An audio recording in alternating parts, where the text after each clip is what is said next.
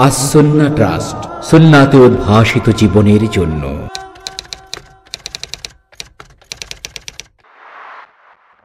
রোজা শুধু বর্জনের নাম নয়, অর্জনও করতে হবে। রোজা অবস্থায় আমরা বেশি বেশি অর্জনের চেষ্টা করব, সওয়াব অর্জনের। রোজা রেখে আমরা অনেক সময় ঘুমিয়ে থাকি, টিভির সামনে সময় কাটাই, এটা দুঃখজনক। রোজা রেখে বিভিন্ন রকমের নফল ইবাদত বেশি করার চেষ্টা করব। বিশেষ করে রাসূলুল্লাহ সাল্লাল্লাহু আলাইহি ওয়াসাল্লাম রোজা অবস্থায় কয়েকটা ইবাদত আমাদের শিখিয়েছেন। তার প্রথম হলো কোরআন। প্রথম ইবাদত কি? কোরআন। কোরআন রাসূলুল্লাহ সাল্লাল্লাহু আলাইহি ওয়াসাল্লাম দুইভাবে রমজানে মিলাতেন। একটা হলো কোরআন তেলাওয়াত, সাধারণ তেলাওয়াত, আর একটা হলো রাত্রিবেলায় সালাতের ভিতরে কোরআন পড়া, কিয়ামুল লাইল, যা আমরা তারাবি বলি। রমজানে আমরা সবাই কোরআন পড়ব, কোরআন তেলাওয়াত করব। তবে এক্ষেত্রে আমরা সাধারণত কোরআন তেলাওয়াত করে বুঝি না। আমরা আগেই বলেছি, আমরা সুযোগ খুঁজি। একজন বলল যে হুজুর, আমার তো টুপি নেই, গরিব মানুষ, টুপি কেনার পয়সা নেই, টুপি ছাড়া কি নামাজ হবে? আমি বললাম হ্যাঁ হবে। ও লোকটা বললো আলহামদুলিল্লাহ, আর জীবনে টুপি কিনবো না।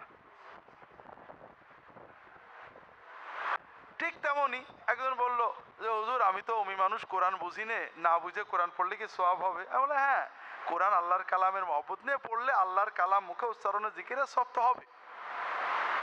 আলহামদুলিল্লাহ, আর জীবনে কোনোদিন কোরআন বোঝার চেষ্টা করব না। কথাটা কিন্তু ঠিক হলো না। কোরআন বুঝে পড়া আল্লাহর হুকুম, কোরআন বুঝে পড়া রাসূলের সুন্নত, কোরআন বুঝে পড়া সাহাবীদের সুন্নত। সাহাবায়ে কেরাম আরব ছিলেন, তারপরেও 10টা আয়াত পড়ে তার অর্থ না বুঝে, আমল আলোচনা না করে আর 10টা পড়তেন না। কাজেই কোরআন না বুঝে পড়া খেলাফে সুন্নত। কোরআন না বুঝে পড়াকে পূর্ণ তেলাওয়াত মনে করা বিদআত। কোরআন না বুঝে পড়াকেই পরিপূর্ণ তেলাওয়াত মনে করা।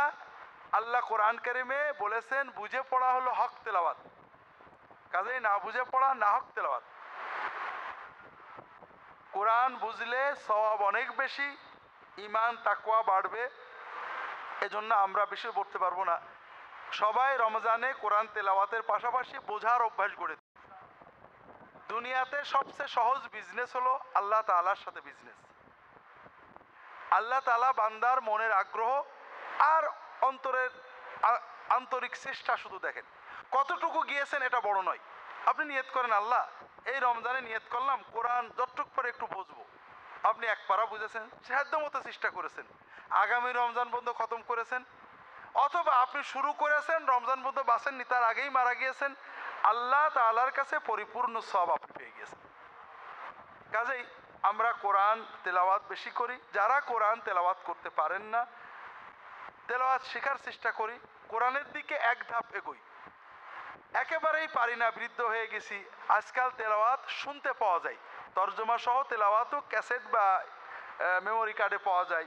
এগুলো অন্তত শুনবেন, বুঝবেন, অর্থ চিন্তা করবেন। আল্লাহ তাআলা আমাদের তৌফিক দান করুন। আল্লাহ তাআলা তৌফিক দান করুন, আমিন। প্রফেসর ডক্টর খন্দকার আব্দুল্লাহ জাহাঙ্গীর রচিত কোরআন সুন্নাহ ভিত্তিক জীবন ঘনিষ্ঠ বইগুলো পড়ুন, সুন্দর জীবন গড়ুন। ইসলামী আকীদা, হাদিসের নামে জালিয়াতি, ইহয়াউস সুনান, রাহে বেলায়েত সহ আরো অনেক বই। কোরআন সুন্নাহর সাথে থাকুন, জীবন বদলে যাবে।